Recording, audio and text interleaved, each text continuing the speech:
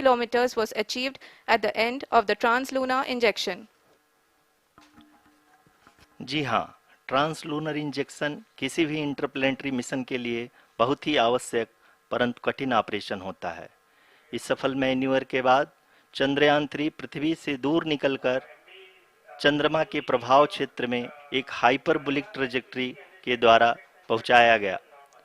पुनः 5 अगस्त 2023 को lunar orbit insertion के द्वारा चंद्रयान 3 को 160 किलोमीटर के पेरिलून और 18,000 किलोमीटर के अपोलून के साथ चंद्रमा के इलिप्टिकल ऑर्बिट में स्थापित कर दिया गया। टीएलआई के तरह एलओआई भी एक बहुत जटिल ऑपरेशन होता है। इसमें हमें यह ध्यान देना आवश्यक होता है कि उपग्रह के वेगमान को एक निश्चित बिंदु से घटाया जा सके, अन्यथा उपग्रह चंद्रमा के प्रभाव क्षेत्र से बाहर निकल जाएगा। एलओआई के सफलतापूर्वक परिचालन के बाद चंद्रयान 3 की कक्षा को 4 बार और परिवर्तित किया गया। इस दौरान चंद्रमा की अधिकतम ऊंचाई को घटाकर 160 किलोमीटर कर दिया गया। इस पूरी प्रक्रिया में प्रपल्सन मॉड्यूल का लगभग 755 किलोग्राम ईंधन का उपयोग हुआ और चंद्रयान 3 के वेगमान को लगभग 850 मीटर प्रति सेकंड कम कर दिया गया। लैंडर मॉड्यूल को लगभग 150 किलोमीटर के सर्कुलर ऑर्बिट में स्थापित करने के बाद 17 अगस्त 2023 को प्रपल्सन मॉड्यूल से अलग कर दिया गया। पुनः लैंडर मॉडल के ऑर्बिट को 2 डीबूस्ट मैन्यूवर्स के द्वारा 150 किलोमीटर के सर्कुलर ऑर्बिट से घटाकर 25 गुणे 130 किलोमीटर के एलिप्टिकल ऑर्बिट में स्थापित कर दिया गया।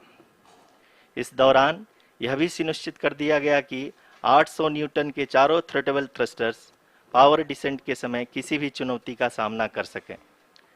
लैंडर मॉड्यूल इस ऑर्बिट में 4 दिन तक चंद्रमा की परिक्रमा करता रहा ताकि इसके सभी सब सिस्टम को पावर डिसेंट से पहले कार्यात्मक रूप से वेरीफाई और वैलिडेट किया जा सके।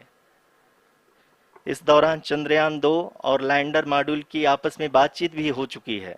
और संक्षेप में अब तक की यात्रा की बात करें तो लैंडर मॉड्यूल अब तक 21 बार पृथ्वी के और लगभग 120 बार चंद्रमा का चक्कर लगा चुका है और इस पूरी यात्रा में लगभग 55 लाख किलोमीटर की यात्रा भी पूरी कर चुका है। अब तक के इस पूरे अभियान में यह भी सुनिश्चित किया गया कि सारे ऑर्बिट मैन्यूवर्स इस प्रकार किए जाएं कि लैंडिंग साइट पावर डिसेंट की शुरुआत से ही लैंडर के ऑर्बिटल प्लेन में बना रहे।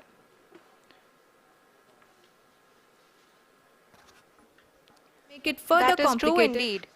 We have arrived at the crucial juncture wherein the orbit plane contains the desired landing site at the start of powered descent.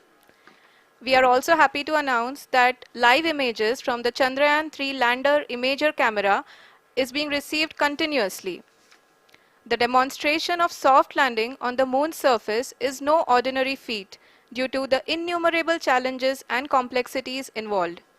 The lander velocity has to be killed from nearly 6,048 kilometers per hour without any aid from the thin and tenuous moon's atmosphere.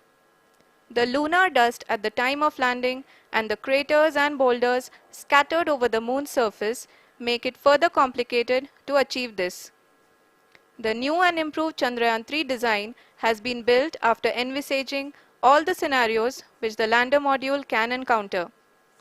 With several software improvements, provision for full-level redundancies, a plethora of special tests, namely the integrated hot test, integrated cold test, and lander leg drop tests were carried out for the lander module.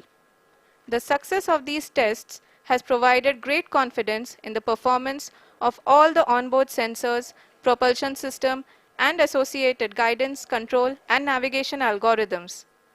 The key findings during the tests have enabled to improve the overall system performance.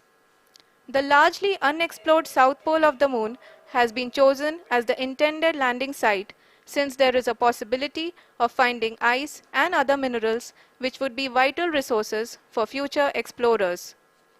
Apart from continuing investigations pioneered by Chandrayaan 1 and Chandrayaan 2, the Chandrayaan 3 mission will also provide invaluable data to the science community around the world.